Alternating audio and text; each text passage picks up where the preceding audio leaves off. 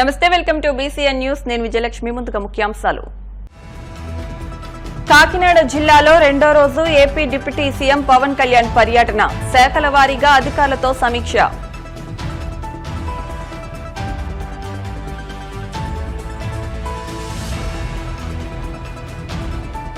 పింఛన్ల పంపిణీ విజయవంతమైందన్న మంత్రి నిమ్మల రామానాయుడు. దేశ చరిత్రలో జూలై నెల చారిత్రాత్మకంగా నిలిచిపోతుందని హర్షం.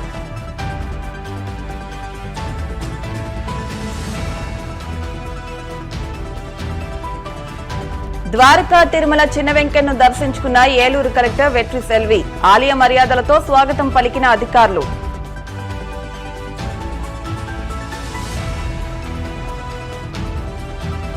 పశ్చిమ గోదావరి జిల్లా పాలకొల్లు మండలం లంకల కోడేరులో పింఛన్ సొమ్ము మాయం. అదృశ్యమైన అధికారి కోసం గాలింపు చర్యలు చేపట్టిన పోలీసులు. కాకినాడ జిల్లాలో రెండో రోజు AP deputy CM Pawan Kalyan పర్యటన కొనసాగుతోంది. రెండో రోజు పర్యటనలో భాగంగా అన్ని శాఖలపై సమీక్ష చేపట్టారు. పంచాయతీరాజ్ అధికారులతో సమీక్ష నిర్వహించిన పవన్ గత 5 ఏళ్ల పాటు ప్రభుత్వం అందించిన ప్రోత్సాహకాలు ఏమిటని అడిగి తెలుసుకున్నారు. మహిళా సమైక్యలు, స్వయం సహాయక సంఘాలకు అందిన ప్రోత్సాహకాలపై ఆరా తీశారు. పెట్టుబడి నిధి, వడ్డీ రాయితీలు ఎలా ఇస్తున్నారని అడిగి తెలుసుకున్నారు. ఇక గ్రామాల్లో ఏ నిష్పత్తిలో నిధులు ఖర్చు పెడుతున్నారని అధికారులను ప్రశ్నించారు. పన్నుల వసూళ్లు ఆశించిన స్థాయిలో లేవని, తాగునీటి కోసం ఎంత ఖర్చు అవుతుందని ప్రశ్నించారు. గ్రామాల్లో తాగునీటి సౌకర్యంపై ఫోకస్ పెట్టాలని, దానికి ఎలాంటి కార్యాచరణ అవసరం అనే దానిపై సమావేశంలో అధికారులతో చర్చించారు. ఉమ్మడి గోదావరి జిల్లా నుంచి, తూర్పు గోదావరి జిల్లా నుంచి దాదాపు 1000 కోట్లు నివేదికలు అర్థమైంది ఏంటంటే కేవలం ఇసుక మీద, ఇంకా డీటెయిల్ రిపోర్ట్ కాదు, జస్ట్ కేవలం ఇసుక మీద ఉమ్మడి గోదావరి జిల్లాలోనే కలెక్టర్ గారు పక్కన కూర్చొని అనుభవాన్ని తీసుకుని మా అర్థమైంది ఏంటంటే 200 కోట్లు ఆంధ్రప్రదేశ్ డెవలప్మెంట్ కార్పొరేషన్ కి 20% ట్యాక్స్ ఇచ్చేసారు. తిరిగి అది ఎక్కడికి రావాలి, పంచాయతీకి రావాలి, లోకల్ బాడీస్కి రావాలి. ఆ డబ్బు ఎప్పటికీ రావాలి. ఇక్కడికి ఎంత వచ్చిందన్నది దానికి ఒక స్పష్టత లేదు. అట్లా ఈ 5 సంవత్సరాల్లో దాదాపు 5,000 కోట్ల వర్త్ ఇది ఆన్ రికార్డు, ఆఫ్ రికార్డు ఎంత చేశారో మనం చెప్పలేదు. సో పంచాయతీల నుంచి సంపాదించిన డబ్బుని తిరిగి పంచాయతీలకి ఇవ్వాలి. అది ఇవ్వకపోవటం వల్ల ఒక చాలా ఫండ్ ఫ్లోస్ లో అది వన్ ఆఫ్ ద స్ట్రీమ్ ఒక ప్రభావం. అట్లా చాలా మల్టిపుల్ గా చూస్తూ ఉంటే చాలా మల్టిపుల్ ఫ్లో ఈ ఫండ్ రైజింగ్ లో చాలా ఇబ్బందులు సరిగ్గా చేయలేదు. సో వీటన్నిటిని కొంచెం డీటెయిల్ గా చేసుకుని మీరు ప్రాపర్ మీకు ఒక 4-5 గంటల్లో కలెక్టర్ అనుభవం జరిగింది మనకు నివేదిస్తుంది. మీరు టేక్ ఇట్ ఫార్వర్డ్ క్యాబినెట్ మీకు కూడా తెలియజేస్తుంది. అలాగే స్మార్ట్ సిటీకి సంబంధించి కొంత beautification of the city MP Shri Vijay Srinivas గారు వారికి తెలియజేస్తామని.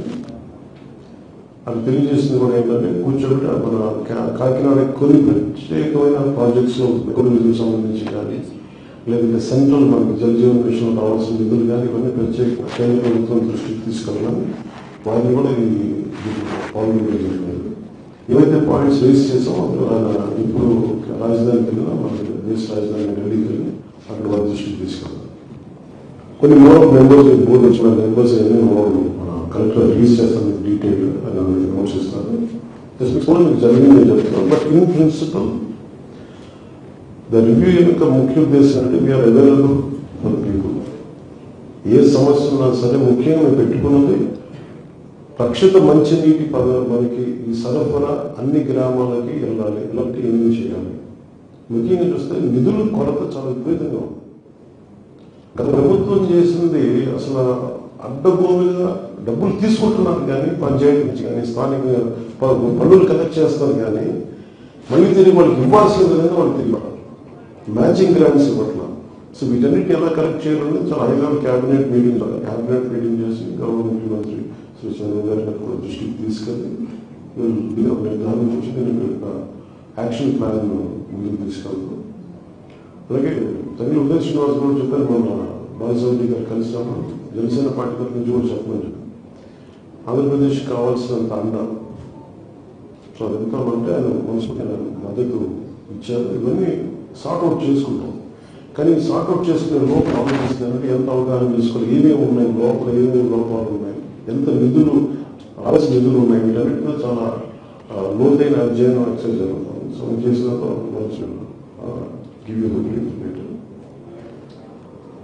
రేపు మటుకు ఉప్పాడ తీర ప్రాంతం ఎందుకు కోత గురవుతుంది దానికి ఎక్స్పర్ట్ అనాల్సి national centre for coastal research బృందం కూడా వస్తుంది చంద్రయాన్ నుంచి.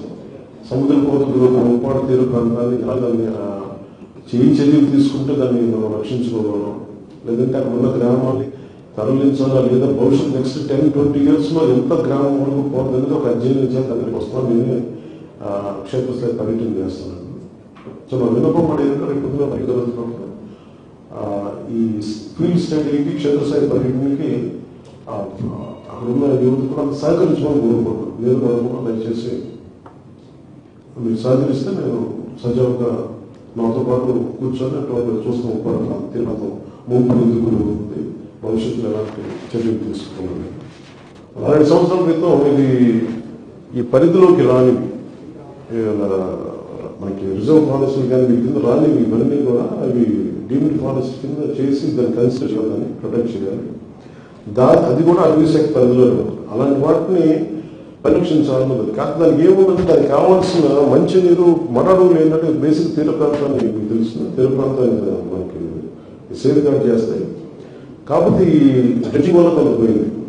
ఈ షిప్స్ రావడానికి రాకపోకలకి పూడికలు తీయటం, అలాగే కొంత కాలువలు తవ్వరాలు వల్ల డ్రెడ్జింగ్ యాక్టివిటీస్ వల్ల ఈ నీరు మానేసింది. దానివల్ల మరడుగులు కూడా దోషం కారణం. దానికి తోడు గత ప్రభుత్వం చేసింది ఏంటంటే నివాస యోగ్యం ఏదో చేతులు పట్టాలు ఇచ్చి చేతులు దులిపేసుకున్నాం అనే ప్రక్రియలో మరొక స్థలం ఇచ్చింది. అక్కడ దాదాపు 3 లక్షల టన్నులు కంకర అక్కడ డంప్ చేసి మట్టి కానీ అది ఎప్పుడు నీళ్ళు వచ్చినా సరే మళ్ళీ నీళ్ళు వచ్చేసి దాని సహజీకరణ నీళ్ళు రావలేదు. దాన్ని మార్చి అది తిరిగి అది ఎలా చేయాలో ముందుకెళ్ళి కలెక్టర్ ఒక రిపోర్ట్ పంపిస్తాను. దాన్ని ముందుకు తీసుకున్నప్పుడు మన ఖచ్చితంగా మన అవసరం అది. క్లైమేటిక్ చేంజ్ పరిస్థితుల్లో మన తీర ప్రాంతాలను రక్షించుకోవాల్సిన అవసరం దాన్ని సేఫ్. ఆంధ్రప్రదేశ్ రాష్ట్ర చరిత్రలో జూలై నెల పింఛన్ల పంపిణీ చారిత్రాత్మకంగా నిలిచిపోతుందని మంత్రి నిమ్మల రామానాయుడు పేర్కొన్నారు. ఎన్నికల ముందు ఇచ్చిన మాట ప్రకారం సీఎం చంద్రబాబు పింఛన్లను 4,000 చేయడం శుభపరిణామని అన్నారు. వాలంటరీ వ్యవస్థ లేకపోతే పింఛన్ల పంపిణీ జరగదని, వైసీపీ చేసిన అసత్య ప్రచారానికి కూటమి ప్రభుత్వం స్వస్తి పలికిందన్నారు. పెంచిన పింఛన్లు లబ్దిదారులకు అందిస్తుంటే లబ్దిదారుల కళ్లలో ఆనందం చూశామని అన్నారు. గత ప్రభుత్వంలో జగన్ దివ్యాంగులకు కనీసం ₹1 పింఛను కూడా పెంచలేదని అన్నారు. జగన్ గత ప్రభుత్వం రాష్ట్ర ఖజానాను ఖాళీ చేసినా ఇచ్చిన మాటను నిలబెట్టుకుంటూ చంద్రబాబు 4,400 కోట్ల రూపాయలను పింఛన్దారులకు అందించారని అన్నారు. కూటమి ప్రభుత్వం ప్రతిష్టాత్మకంగా చేపట్టిన పింఛన్ల పంపిణీ కార్యక్రమాన్ని విజయవంతం చేసిన అధికారులు, ఉద్యోగులకు మంత్రి నిమ్మల ధన్యవాదాలు తెలిపారు. 1వ తేదీ జూలై ఒక చారిత్రాత్మకమైనటువంటి రోజు వృద్ధులు, వితంతువులు, దివ్యాంగులకి. ఎందుకంటే ఏదైతే నిన్న 1వ తేదీన విడతల వారి పింఛను పెంపు కాదు, ఒకేసారి పింఛను పెంపు అని చెప్పి ఏదైతే నిన్న పెన్షన్లు ప్రారంభం కార్యక్రమం ఏదైతే తీసుకున్నామో మరి ఒక్క రోజులోనే 95% పింఛన్లు ఆ వృద్ధులు, వితంతులు, దివ్యాంగులు ఇంటికి నేరుగా వెళ్ళి అందజేయడం అనేది చారిత్రాత్మకం. అందులో ప్రత్యేకించి ఏదైతే ఇక 95% పింఛన్లను 7-8 గంటల్లో అందించినటువంటి ఉద్యోగస్తులందరికీ కూడా ముందుగా హృదయపూర్వకమైనటువంటి ధన్యవాదాలు, ఈ సందర్భంగా అభినందనలు కూడా ముందుగా వాళ్ళకి తెలియజేసుకుంటూ ఉన్నాం. ఏదైతే నిన్న ఒక పండుగ వాతావరణం ఆంధ్రప్రదేశ్ రాష్ట్రం అంతా కూడా కనిపించినటువంటి పరిస్థితి. హామీ ఏదైతే ఇచ్చామో ఇచ్చినటువంటి హామీ రోజు నుంచి కూడా మాట నిలబెట్టుకునేటువంటి విధంగా మరి ఏప్రిల్, మే, జూన్ 3,000 ప్లస్ 4,000 7,000 రూపాయలు ఆ వృద్ధుల చేతిలో పెడుతూ ఉంటే వాళ్ళ కళ్ళల్లో ఆనందం. ఎవరైతే దివ్యాంగులు ఉన్నారో వాళ్ళ 3,000 రూపాయల పింఛన్ని 6,000 రూపాయలకి పెంచి వాళ్ళ చేతుల్లో పెడుతూ ఉంటే వాళ్ళ కళ్ళల్లో ఆనందం. వాళ్ళ కళ్ళల్లో ఆనందం కంటే వారి కుటుంబ సభ్యులు కూడా మరి అందరూ కూడా ఆనందించినటువంటి పరిస్థితి. ఎందుకంటే ఆ రోజు జగన్మోహన్ రెడ్డి దివ్యాంగులకు సంబంధించినటువంటి 3,000 పింఛన్ ఏదైతే ఉందో దాన్ని ₹1 కూడా ఆయన 5 సంవత్సరాల్లో పెంచలా. నిజంగా దివ్యాంగులకి నిజంగా వాళ్ళకి సేవ చేయడం అని అంటే పాపం చాలా క్లిష్టతరంగా. ఎందుకంటే వాళ్ళకి ఆకలి అంటే ఏంటో తెలియదు, టాయిలెట్ తెలియదు, అటువంటి వాళ్ళని 24 గంటలు కూడా చూసుకోవలసినటువంటి పరిస్థితి ఆ తల్లిదండ్రుల మీద కానీ వాళ్ళ బంధువుల మీద కానీ ఉంటుంది. అటువంటి దివ్యాంగులకి ఎంత చేసినా కూడా తక్కువే. కానీ జగన్మోహన్ రెడ్డి కనికరం లేక, కనీసం మానవత్వం కూడా లేక, చంద్రబాబు నాయుడు గారు ఇచ్చిన 3,000 రూపాయలే తప్ప 5 సంవత్సరాల్లో 1 రూపాయి కూడా దివ్యాంగులకి పెంచినటువంటి పరిస్థితి ఆ రోజు 2019-24లో చూసాం. ఎందుకంటే ఈవేళ ఆంధ్రప్రదేశ్ రాష్ట్ర ఖజానా మొత్తం ఖాళీ చేసి వదిలిపెట్టినటువంటి పరిస్థితి జగన్మోహన్ రెడ్డి. ఖాళీ చేస్తే పర్వాలా, మళ్ళీ ఎదురు 12,50,000 కోట్ల అప్పు ఈవేళ ఆంధ్రప్రదేశ్ రాష్ట్ర ప్రజల నెత్తి మీద పెట్టాడు ఈవేళ జగన్మోహన్ రెడ్డి. ఖజానా ఖాళీగా ఉంది, ఎదురు 12,50,000 కోట్లు మళ్ళీ అప్పు. అంటే అప్పుని తీర్చాలి, అప్పు మీద వడ్డీని కట్టాలి, మళ్ళీ ప్రజలకి డెవలప్మెంట్ వెల్ఫేర్ చేయాలి. మరి ఇటువంటి క్లిష్టతరమైనటువంటి పరిస్థితుల్లో కూడా మరి చంద్రబాబు నాయుడు గారు 4,400 కోట్ల రూపాయలు ఈవేళ వృద్ధులు, వితంతులు, దివ్యాంగులకి మరి ఈవేళ కేటాయించారని అంటే, ఒక్క రోజులోనే వాళ్ళకి అందజేశారనంటే ఆ వృద్ధులు, వితంతులు, దివ్యాంగుల పట్ల అన్న మాటను నిలబెట్టుకోవడానికి మరి మా నిబద్ధత పట్ల అది ఒక ఉదాహరణ అనే విషయాన్ని సందర్భంగా ఎందుకు తెలియజేస్తూ, ఈ యొక్క జగన్మోహన్ రెడ్డి రాజకీయ లబ్ధి కోసం ఏదైతే ప్రయత్నం చేశాడో అందులో భాగంగా ఆ రోజు 34 మంది వృద్ధులు, వితంతులు, దివ్యాంగులు ఆ రోజు మరి పింఛను అందుకోవడానికి వచ్చి ఆ వడగాల్పులకి, ఆ ఎండ వేడిమికి బలైపోయి చనిపోయినటువంటి పరిస్థితి. ఇప్పుడు ఆ 34 మంది చావుకి జగన్మోహన్ రెడ్డి కారకుడు కాదా, అవునా అని వేళ ప్రజలు ప్రశ్నించవలసిన అవసరం ఉంది. ద్వారకా తిరుమల చిన్న వెంకన్ను ఏలూరు జిల్లా కలెక్టర్ వెట్రి సెల్వి కుటుంబ సమేతంగా దర్శించుకున్నారు. తొలిసారిగా వెంకన్న క్షేత్రానికి వచ్చిన ఆమెకు అర్చకులు, అధికారులు ఆలయ మర్యాదలతో ఘన స్వాగతం పలికారు. బంగారు వాకిలి ద్వారా లోనికి వెళ్లి స్వామి, అమ్మవార్లను దర్శించుకుని ప్రత్యేక పూజలు నిర్వహించారు. ఆలయ ముఖమండపంలో అర్చకులు కలెక్టర్కు స్వామివారి శేష వస్త్రాన్ని అందించి వేద ఆశీర్వచనాన్ని అందజేశారు. ఆమెకు డిప్యూటీ ఈవో స్వాగతం పలికి స్వామివారి చిత్రపటాన్ని, ప్రసాదాల్ని అందించారు.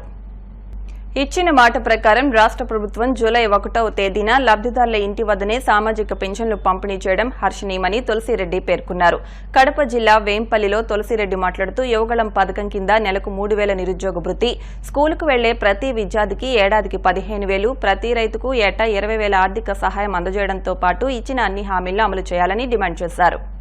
సామాజిక పింఛన్ల పథకం కింద చంద్రబాబు నాయుడు గారి ప్రభుత్వం నిన్నటి రోజు అంటే జూలై 1వ తేదీన 65,31,000 మందికి 4,408 కోట్ల రూపాయలను లబ్ధిదారుల ఇంటి వద్దనే సచివాలయ సిబ్బంది చేత పంపిణీ చేయించడం ఇది అభినందనీయం. కాంగ్రెస్ పార్టీ హర్షం వ్యక్తం చేస్తూ ఉంది ఈ విషయంలో. ఇదే సమయంలో టీడీపీ, జనసేన, బీజేపీ కూటమి ఎన్నికల సందర్భంగా అనేక హామీలు ఇవ్వడం జరిగింది.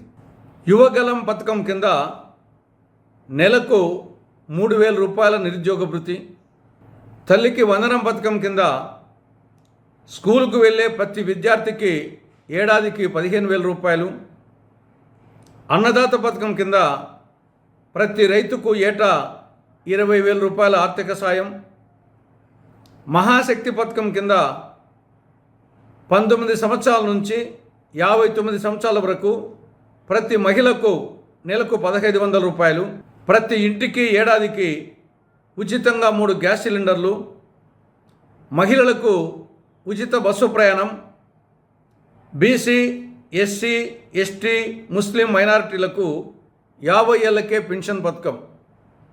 వీటిని టీడీపీ, జనసేన, బీజేపీ కూటమి ఎన్నికల సందర్భంగా హామీలు ఇవ్వడం జరిగింది. వీటిని ఎప్పటి నుండి అమలు చేస్తారో, ఎప్పటి నుండి అమలు చేస్తుందో ఈ ప్రభుత్వం ప్రజలకు స్పష్టత ఇవ్వాలని కాంగ్రెస్ పార్టీ చంద్రబాబు నాయుడు గారి ప్రభుత్వానికి విజ్ఞప్తి చేస్తూ ఉంది. ఇప్పుడు కాసేపు ప్రకటనలు.